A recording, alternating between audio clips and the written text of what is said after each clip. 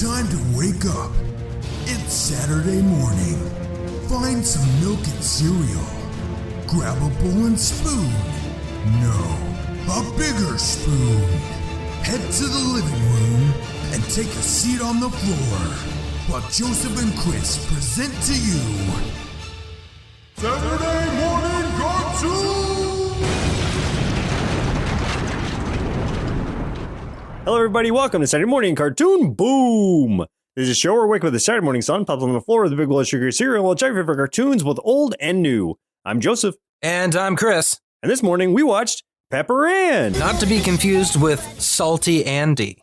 That's her counterpart. Yeah, I don't know why I said that. That was a really bad joke, but I went for it. You know what's kind of funny is that I was trying to think of something just like that. I was like, oh, what would the opposite be? Salty. I've got salty. your back, man. But then I was like, no, that'd be dumb. But you covered me. Yeah. Thank you.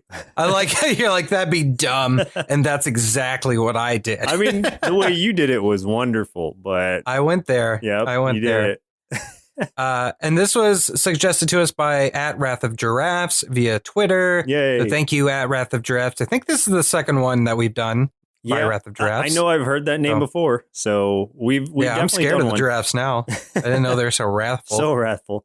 I think there was, and this is off topic a little bit, but on topic in other ways, I think there was a birth of like a baby giraffe at the Cincinnati Zoo that I've been seeing in my feed this past week, and it's adorable. Oh, okay. So, well, you've got a very interesting feed compared to mine. So it's a happy congratulations, because you're probably a better person than me. I see baby giraffes. You see death and destruction. That's pretty much it. You've seen the memes I send you. Oh, I know. I fear them. And some of the news stories. I'm afraid to open in SFW. Yeah, everything I send him is probably in SFW. Without nudity, so figure that out. So the show Pepper Ann aired from 97 to 2000, created by Sue Rose, produced by Walt Disney Television Animation, ran for 5 seasons, 65 episodes on ABC from 97 to 2000, and then UPN in 2000. For a short synopsis, written by Sinan Reese, who I think we might have read one by before. Okay. This is a comedy about a 12-year-old who only really has 2 friends and manages to put other kids off by her slightly nerdy behavior, constant bad timing, and insistence on trying to be cool. Wow. Like, that's kind of a mean That was synopsis. Harsh. She only has 2 friends. Kind of true. Slightly nerdy, constant bad timing. Still harsh. I mean, all these things do ring a little true to the actual show, but still, you shouldn't say them. Yeah, you don't got to call it out like that. Why call Pepper Ann out? Come on. What'd she do to you? Yeah, that's so rude. Poor Pepper Ann. She brought it on herself, though. So who are some of the actors who played in this show? All right, so the voice of Pepper Ann was done by Kathleen Wilhoit, who is best known for her live-action television roles on ER and Gilmore Girls. Her mother, Lydia, was voiced by April Winchell, who's done a lot of voice work in tons of Disney series, like voicing Cruella de Vil in 101 Dalmatians, the series. She was in Legend of Tarzan, House of Mouse, Lion King, Lilo and Stitch, all those animated series. Also the voice of Baby Herman's mom from last week's Who Framed Roger Rabbit. You know, really? the voice at the beginning that's just the legs. That's cool. Yeah, that was her. That was her voice. Awesome connection. The voice of Milo was provided by Danny Cooksey. And if you're from the 90s, you have seen this guy. He played Sam on Different Strokes. He was Bobby Budnick in Salute Your Shorts. He also made an appearance in Terminator 2. Joseph and I probably know him from those 2 things. Also known for the voice of Montana Max in Tiny Toon Adventures and various voices in things like Invader Zim, Static Shock, Dave the Barbarian, Shaolin Showdown, Kick Buttowski, and Pound Puppies. Aw. The voice of, he was the guy in like Salute Your Shorts and Terminator with the red mullet. Oh, okay, yeah. Can you picture him now? Yep. Yeah. Always had like the cut off sleeve blue jean jacket. Yeah, I remember that guy. That was cool. Voice of Nikki was provided by Clea Lewis, who is known for her roles in Flying Blind and Ellen, both live action television shows. The voice of Moose was provided by Pamela Adlon, who's had a huge career in Disney animation, but probably best known for her characters Spinelli from Recess and Bobby Hill from King of the Hill. Oh, yeah. Oh, yeah. Two more, just because I like these characters and they weren't like super main characters, but they have enough influence. Craig Bean, voiced by Jeff Bennett, who's been in a ton of the shows that you and I have reviewed on this show. He was the voice of Brooklyn and Gargoyles, Peter Puppy, and Earthworm Jim. In fact, pretty much every show from that Saturday Morning Kids WB block in the 1990s and early 2000s. So like Animaniacs, Sylvester and Tweety, Road Rovers, Freakazoid. He was in all of those. He also had big roles in Cartoon Network shows like being Dexter's dad from Dexter's Laboratory. And also he was the voice of Johnny Bravo. Oh, man. Okay. Yeah, dude's everywhere. And then finally, the last one I want to mention here, just because I heard this voice, I placed it immediately. I got very excited. This was Principal Hickey, who was voiced by Don Adams, who is best known for playing Maxwell Smart in the original television show Get Smart, and also voicing Inspector Gadget in the Inspector Gadget show. You can totally hear that in his voice. That's what I thought too. Absolutely. And this actually ended up being the final gig that he had before he ended up retiring. Oh, okay. So yeah, this was his final credit. So it's pretty cool. It's a cool one to go out on, Don. Way to go, right bud. on. Good job, Don. I mean, he's dead, so he can't hear me, but like, you know, if the radio waves that we're creating right now, if they can penetrate the void, you know, into the other realm, good job, Don. You did it. You did well. And R.I.P. R.I.P. I'll pour one out for you. I'm gonna pour out a glass of milk. Yeah, pour out a glass of milk for him. That's the only thing I pour. So here's a few tasty marshmallows out of our big bowl of Pepper Ann cereal. So this is created by cartoonist and writer Sue Rose, and the series grew out of her Pepper Ann comic. It was written for Young Miss magazine that was like a teenage girl magazine from the 90s. Oh, weird. Okay. Yeah. So is this like a Tiger Beat situation? Basically, kind of thing? yeah. Okay. And so, yeah, it was a comic strip for that magazine first. Pepper Ann's parents have been divorced for around 4 years at the start of the series. A lot of the episodes deal with such subject matter as puberty, divorce, dating, moral ambiguity, racism, death, gender equality, and unemployment. So there's some heavy topics in this. Yeah. Yeah, geez. I would not have expected to hear that. That's pretty hardcore, honestly. Yeah, we got some of the lighter episodes, it sounds like, but yeah, I think so. Heavy stuff here.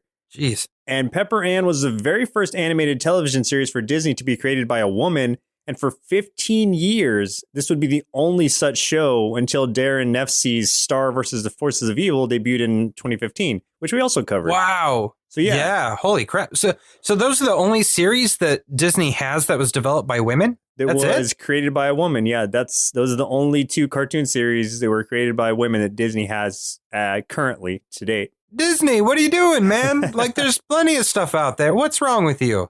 Man, both of these shows are good, though. I mean, I absolutely prefer one over the other. But we'll talk more about that. But yeah, dude, if this is like a predecessor to Star versus the Forces of Evil, it's awesome because I love that show. That was great. Yeah, definitely. It at least paved the way for it. It seems like paved the way. It paved the road for Star to I don't know, dance across. So do you have any memories of this show? Did you ever watch it as a kid? No, but I remember seeing like commercials and stuff for it. And I mean, I just assumed it wasn't for me. There was like a group of cartoons at one time that may have had nothing to do with each other whatsoever. But to me, in my mind, they blended together and I had no interest. It was like this and Wild Thornberries and I don't know, something else, Rocket Power. And just first, maybe it's just that I saw commercials for them around the same time period. I don't know, but I was just like, no thanks. Not for me. Yeah, I was kind of the same way. Like I knew of this show and like the theme song has been stuck in my head, or at least part of it for my entire life. Like when I hear Pepper Ann, I think of the theme song because of that like 1 in a million part where it like raises their voice to like a super high decibel when they say it. You know what I mean? Yeah, I know what you're talking about, but yeah, I never even heard the theme song, so I had no idea. Okay. Oh, wow. Okay. Yeah. Well, that has been stuck with me since I was a kid, but I don't think I had ever seen the show. After watching it, though, I kind of wish I had, because there are some important lessons to be learned here. There was some important lessons. So for this show, we had to do a little differently because on IMDb, they have like 4 of the 56 episodes rated. The rest are just all zeros. So we didn't really pick a highest rated one like we usually would. We just kind of chose one, or I chose one that was just kind of in the middle of these two and sounded interesting. But usually we cover highest rated, random or listener chosen episode, and the very first episode. So today, the first one we watched was Zitterella, season 1, episode 1, where despite past mishaps, Pepper Ann is determined to make this year's school photo a good one. Unfortunately, her plan hits a snag when she finds herself with a pimple the day before it's time to take the picture. So I gotta say, like, I felt like when we first started watching this episode, I was kind of bored with it, and I felt that this was going to be like indicative of what this entire show was going to be, because I just felt like oh man, it's about this girl getting a pimple before her photos. I'm like, how stereotypical and just, I don't know, flat, like, one dimensional is that? But it kind of became about something else a little bit, which I really appreciate. But it was like, I like the first 10 minutes or so of this, I was just like, man, this sucks. Except for like, dude, when they introduced Pink Eye Pete, oh God, like I was, that really creeped me out so bad. Man, because like we all had kids at school that were like always gross in some way. They didn't always have pink eye maybe, but they're always dirty, or they always just had some very specific thing about them. Nicknames come for a reason, and this guy is Pink Eye Pete because one of his eyes is just like always swollen and gross, and he's always trying to share his kaleidoscope with people. Oh, it's so sick. Which is so funny. It's all crusty and swollen all the time. God, we had in my school, we had Dirty Nate, and I don't know if I've ever told you this story. Maybe I have, but he should have been first time he should have been Nasty Nate, but maybe kids don't Nasty appreciate Nate. alliteration. They called him Dirty Nate. But the first time I heard about him, like someone said something about Dirty Nate, and I'm like, who's Dirty Nate? And they pointed to the window of the classroom I was in. I look out the window, I see this kid running, and just like 3 or 4 kids running behind him, throwing rocks at him. Oh my God. And that was my introduction to Dirty Nate. And I was like, dang, that's 1, phenomenal timing, but 2, oh, sad. Wow. Man, I feel bad for Dirty Nate. Poor Dirty Nate. If you're out there, Dirty Nate, we'll pour out some milk for you. Maybe pour out some milk on him. Sounds like he needs a good bath. We'll scrub him up a little bit. But yeah, so like she is known, Pepper Ann is known for her bad photos in the yearbook. And I think maybe it's the principal and some of the others have this idea that she's doing it on purpose. Like whenever somebody's taking photos of me, or if it's like a group photo, I have a habit of purposely trying to look real stupid or making the ugliest face I can because I think it's funny, because I'm immature. But for her, it's just that she's not photogenic at all, and something always goes wrong, and she takes a bad photo. So she's like determined on her part usually. And so now, so she's determined this year not to do that. She has a plan where she's got this too hip to smile, where she has head tilt, hair back, brow raised, chin lift, no gum smile, which is she shows it off too. And it's like, all right, well, that could be a good picture where she angles herself just right. And she's ready for this. Like, she's got it this year. Then, like, I can't remember where she is when she finds it, but she has a zit that develops like right in the middle of her forehead, the worst place it possibly could, right before picture day. And so she's kind of freaking out about it, of course. And a lot of this episode kind of ends up devoting to her trying to convince people to go to this mall for her and buy pimple cream, because this mall, as they say, is basically for freaks and losers. Freaks and old people. Yeah. And she calls it the Abyss Mall. Well, it's called like, Abe's Mall, but Mall. Its nickname is the Abyss Mall. Yep. Get it? Like it's abysmal? Yeah. Get it? Yeah, I got it, Chris. I got it. Okay. I understand. All right. So she doesn't want to get caught there, but no one is going to go basically do it. And so she ends up having to go there herself. What I do like about this, and this is what I appreciate about this show, is that they hyper exaggerate the people around her. And that's kind of basically signifying her anxiety and hyper awareness of her own insecurities. Because it's like she's walking to the mall, kind of in a disguise-ish kind of thing, and like people will be popping up. They're like, "Hey, where are you going? Where are you going?"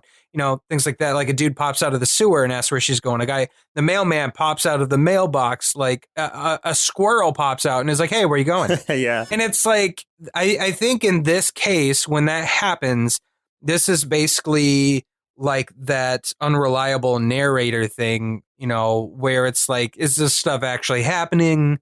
No, but this is showing off just how anxious she is, how paranoid she is. That's what I was thinking of it as. Like, it's like a classic show of anxiety. That's how I feel sometimes when I'm just thinking about actions I'm going to take as well, where I'm just like, oh, here's the absolute worst thing that could possibly happen, and it's definitely going to happen, is the way my mind works before I go into a situation like that. So I understood where she was coming from, even though it seems exaggerated. It's in her mind, this is what's going on all around her. Yeah, it's like when you like grab the wrong thing from the grocery store and you know, like, crap, I got to walk this all the way back over there. And you're like looking around and you're like, how many people noticed me grab the wrong thing? Like, now I can't go put it back. I'm just going to have to buy this thing I don't want, Joseph.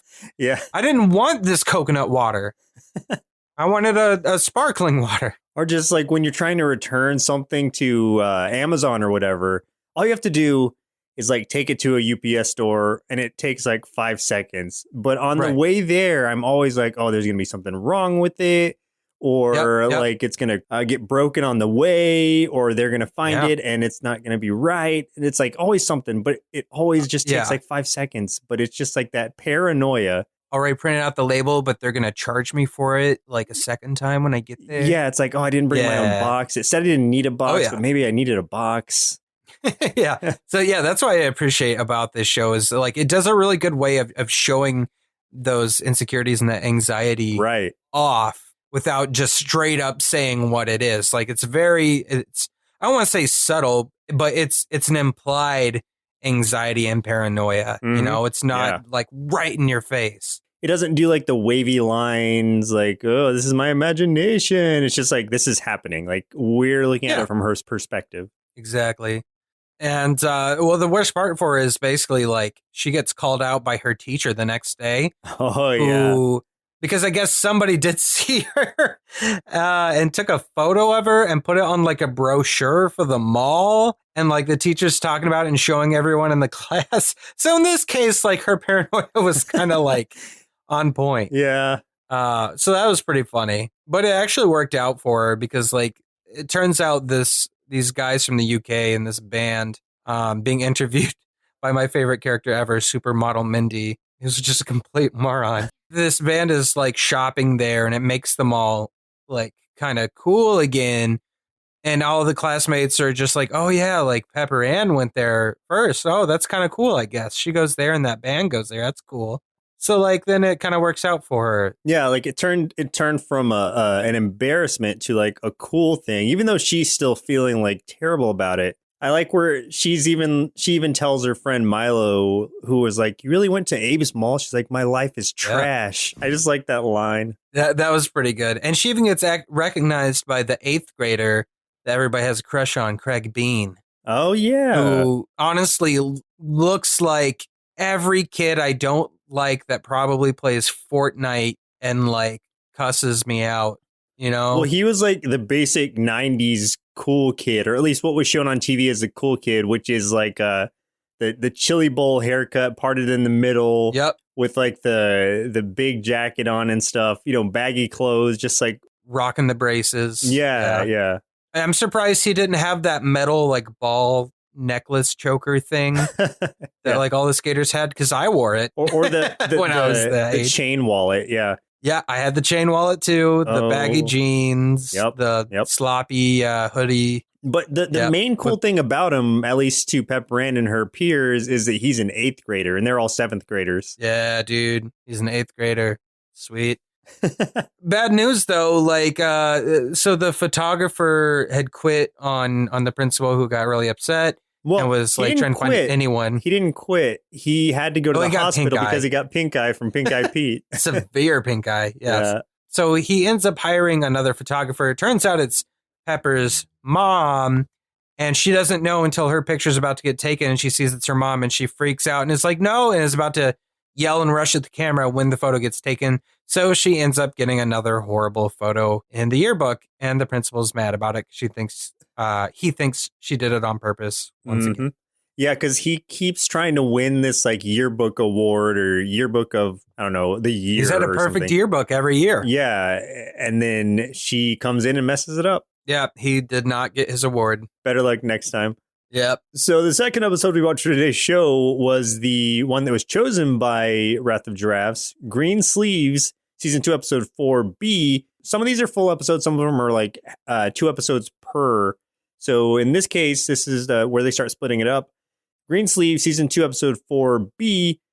And in this one, Pepper Ann wants to become a piano virtuoso, but her skills are terrible. So she uses a light-up keyboard to pretend to be talented. I like that. Even like not just the show description, but also the episode descriptions just paint her in such a horrible light. They're like, her skills are terrible. Well, that's kind of like her character, though. Like, she's a very flawed character. Not flawed in any more than any other human, but she just has some bad luck and bad timing. But I think a lot of it is about recovering from those mistakes and then making the best of it.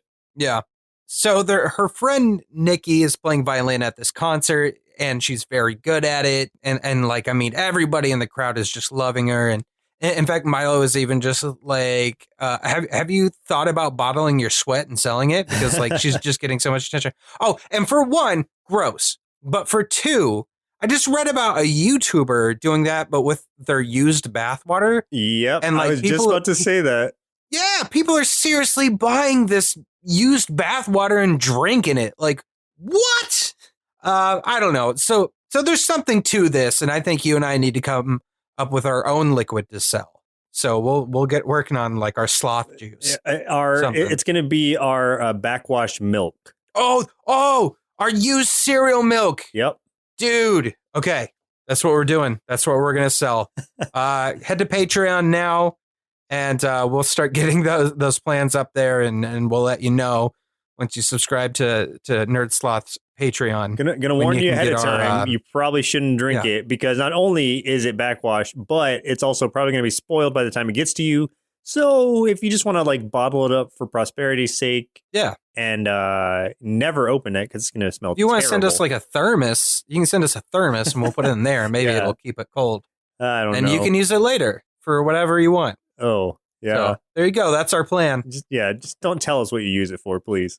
Yeah, don't tell us, but do buy it. Yeah. So because Nikki's getting so much attention, Pepper Ann wants to get piano lessons, and she's like just begging her mom for like, please sign me up. And her mom's like, not going to happen. Well, because she's thinking it's going to be easy. Like, she just has to take a couple lessons. She's going to be a pro.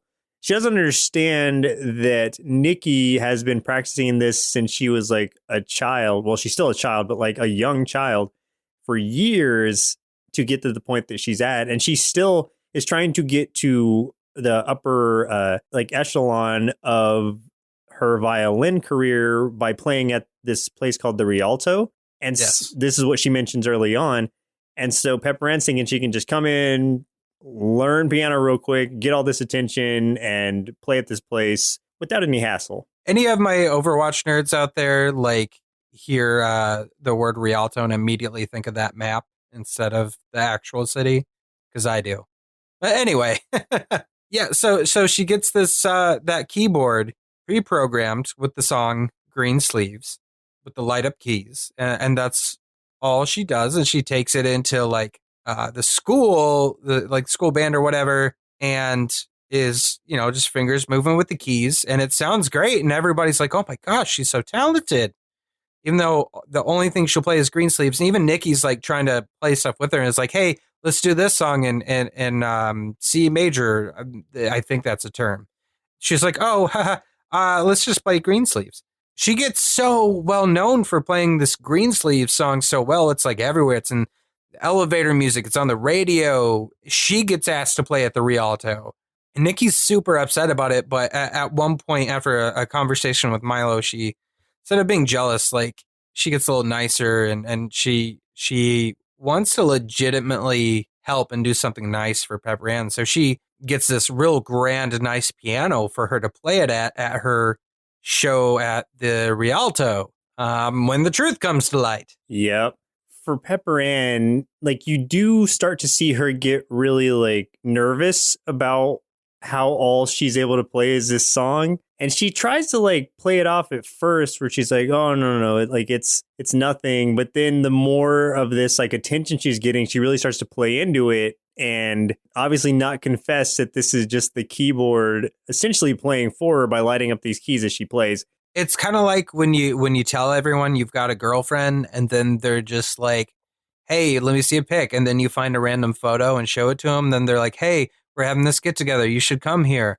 And you're like, uh-oh. It's like one of those, the lie just keeps building and then you're stuck. Then you're in front of the crowd at the Rialto and you got to admit to everyone you've been faking it the whole time. There was no girlfriend after all. The picture was a cutout from a magazine. It's true. It was Alex Mack. A cutout from Teen Beats magazine. Yeah, it was that. I think I got a Nickelodeon magazine and put Alex Mack's face on a Pog once because I had a Pog maker. A Pog? There were Pog makers? Yeah, well, They were then, not anymore. I don't think Pogs even exist. We're definitely dating ourselves right now. Jeez, no. If you don't know what a Pog is, just look it up. I can't even explain it. Like, how do you describe a Pog? It's like a bottle cap. Not even. It's like almost a little cardboard thing, and then there's slammers. So you stack the Pog. That's some straight up slammers, you stack the Pogs up on top of each other, and then you use the slammer to hit the stack, and I guess whatever flips over, you claim as your own. I don't know how. I don't remember how it was played. Yeah, that's the gist of it. Fun tidbit, because I don't know how it came up. I think I mentioned Pogs at Rochelle's parents' house over dinner once, and her mom, who grew up in Hawaii, was just like, hey, that's a Hawaiian thing. Like, we started that. Like, don't take that from us. No, they can have it. So anyway, they can have it. Yeah, it was embarrassing how many I had. I had binders full. Anyway, so Nikki was not very happy at first, but saw like Pepper Ann was taking some flack definitely from the crowd. It was bad. I do like when she admits the keyboard she's been using, the salesman that sold it to her stands up and tries selling it like in the crowd. But Pepper Ann then introduces Nikki. It was just like, hey, here's a real musician. She's worked so hard and she's phenomenal and you're going to love her. And introduce Nikki. So, before she says it's Nikki, this German kid in the crowd starts singing and everyone's like, ugh. Oh, yeah. She admits it that Nikki is a talented one. And so she gets on to start playing within, basically in honor of Pepper Ann or something. She starts playing Green Sleeves. And some guy's just like, oh my, how many times we're going to have to hear that song? And seriously, you hear Green Sleeves so much, at least the start of it so much. But that was great. Good. That was a great way to end it. That guy was me. I was just like, come on, man. I get it that was the joke, though. The last episode we watched for today's show was the First Date Club, Season 3, Episode 5A. I chose this one just because it sounded interesting. And Pepper Ann starts to worry that a night out with Craig may be her first date with him. I like how this played out in that it was kind of like she went to hang out with Nikki and Nikki's guy that she's trying to go on a date with. Or maybe it's her boyfriend. I don't know. But the intention, basically, like Nikki was like knew Pepper Ann was going to be a third wheel, but she sees Craig on the way to this restaurant they're going to. And she's just like, hey, man, like, I guess they're cool now. They must have had some exchanges before this point. And she was just like, hey, do you want to come with and just hang out? And he's like, sure. And like Nikki's freaking out about it because it's Craig Bean and he's an 8th grader.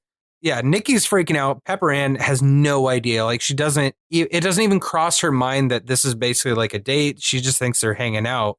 And it's not until Nikki really starts saying stuff about it that Pepper Ann starts getting freaked out and that anxiety's coming back. I really like the way Nikki was reacting to Craig at first. Like when she was introducing him to her date, Stuart, she's just like, Craig. She has to take Pepper Ann to the bathroom to basically explain to her what's happening, what she needs to do, because this is a date and she needs to be ready for it and all this. What was interesting was that because Pepper Ann was acting naturally, that's kind of what I guess what was appealing to Craig at that point was like she's a cool person. But then the moment she starts to think of it as a date, she starts to get really nervous and just like can't really act natural and starts to like freak out a bit every time something happens. So he offered to share his food with her and she's just like, no, I don't like to share. Yeah. She starts doing that thing again where it's just like everyone else in the restaurant is like watching her every move and paying like super close attention and judging everything she does. And like we as an audience know in our heads, that's not what's happening. But to her, again, her anxiety, that's what's happening. She is the center of everyone's attention, and everything wrong she does is being judged and viewed by everybody. And now when she gets back to school, all the kids are suddenly like really interested in her and like what's going on. And they're like, oh my God, you're dating Craig. Like what's the deal? And she's still super nervous about it. And I think she kind of still has her doubts and is trying to play it off like, no. We're just friends. We're just hanging out. But then like Craig invites Pepper Ann to come to his band's show. And then Pepper Ann's like, oh God, we are dating. This is a date. Oh no. What? And then like, it just gets so much worse for her anxiety and everything. Yeah. When she gets there to the show. Yeah. And so, and we've all been in situations similar to this, but when she gets to his show, like she's trying to like come up and talk to him and he's, kind of distracted. He's not paying attention to her like it is a date. So she's automatically assuming that like, oh, I've been mistaken. Like he just invited me here as a friend, because he was also asking her like, or telling her like, oh, you should have brought, Milo and Nikki too. Like, where are they? And, if it was a date, like that wouldn't be the case. So she just decides to like leave because he's kind of like shrugging her off a little bit, maybe not intentionally, but that's just the way she's perceiving it. With that paranoia of coming in thinking it's a date and being so nervous about it already.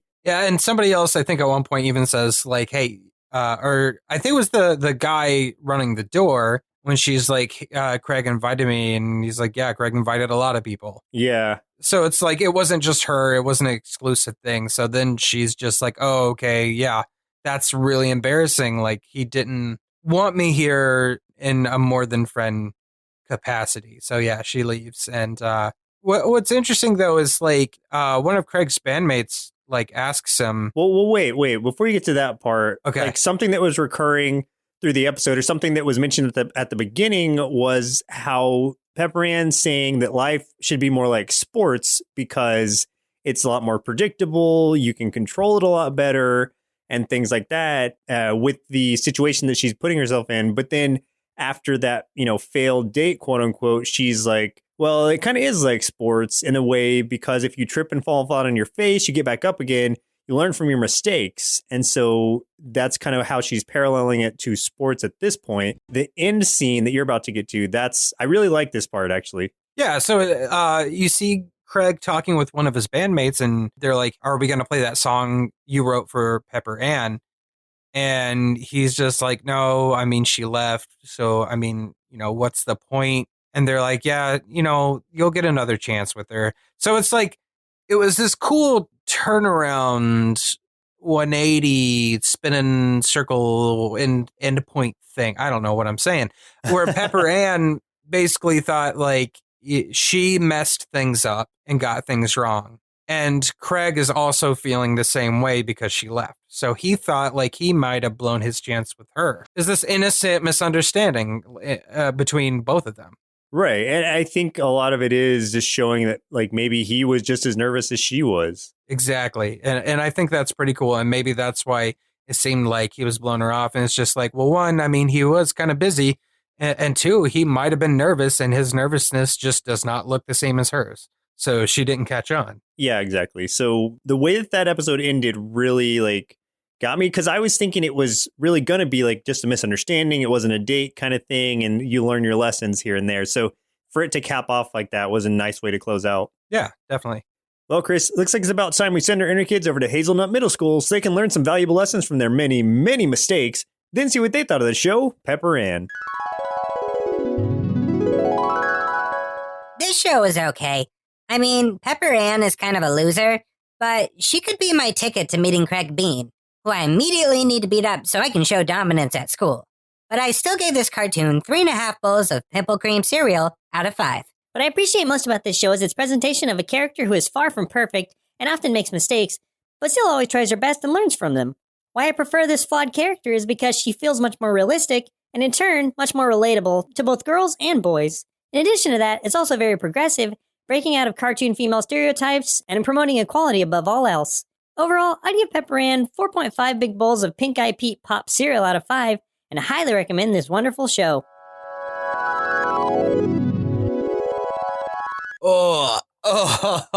Okay. Just thinking about Pink-Eyed Pete at the same time as like cereal pops or something, I threw up in my mouth a little bit. I'm not even kidding. I had such a visceral reaction to that. Did you like the double meaning of pop? Oh, God. No.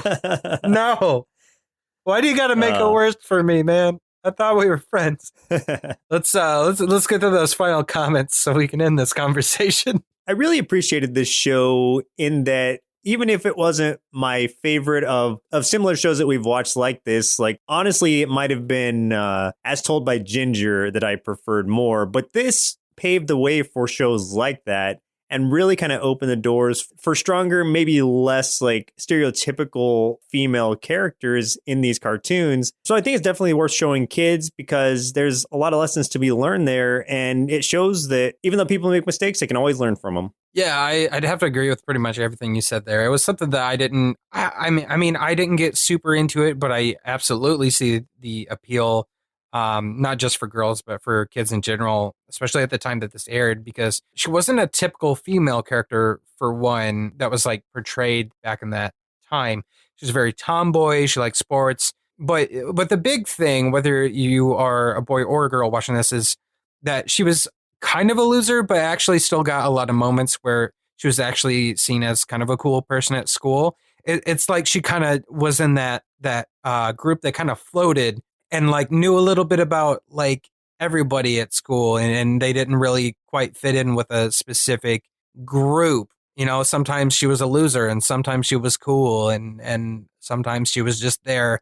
And that was kind of at her age, that was kind of where I floated to, was just in that little, like, I don't know, clique purgatory, as I would call it. But the messages of the show are really about her accepting herself for who she is rather than conforming to what everybody else is doing, because every time she does that, something goes wrong. And then people recognize that about her, you know, even if she doesn't continue to benefit from it, she realizes in the end what is right. And that is being herself and not being someone else's expectation and not doing the things that everyone else does to be cool. Like, she's got to do things her own way. And I really like that. Mm-hmm. And there's an episode that I saw a quote from that I wanted to bring up because I thought it was important. So there's one called Girl Power, and Pepper Ann's little sister Moose is kind of a gender neutral person. Like she's very much a tomboy. If you think Pepper Ann's a tomboy at all, like this little girl, it's like you would almost think she's her little brother. I'm gonna be honest. Skateboarder. I'm gonna be honest with you. We only saw Moose in one episode of this, and I thought it was a little brother. Yeah, well, there you go. Yeah, there you go. So yeah, super tomboyish. There's a show that Moose watches called Tundra Woman, and she starts to get upset because they release an episode or something where Tundra Woman starts cooking in the kitchen and do all these like really feminine things, where Tundra Woman was supposed to just be a hero. And so the quote is when she's talking to the TV executives and arguing with them, where she says, "She's my hero because she's courageous and selfless. That's all anyone needs to be a hero. It doesn't matter if they're a man or a woman." And so that was just something I really wanted to point out. Yeah, because it's like this show, like I was saying, really promotes equality. And that right there is just a big sign of it. Yeah, I think that's really awesome. That's a great lesson to go.